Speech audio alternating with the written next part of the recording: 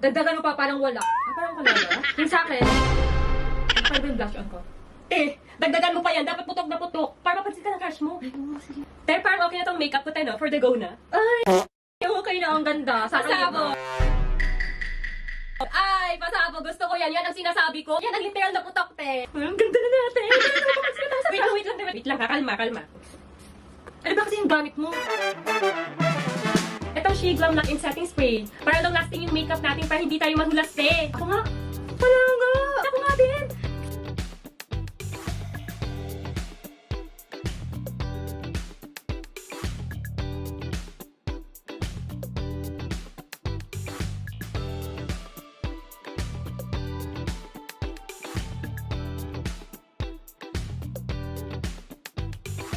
Ay, te! Hindi basta-basta mabubura yung makeup mo, ha?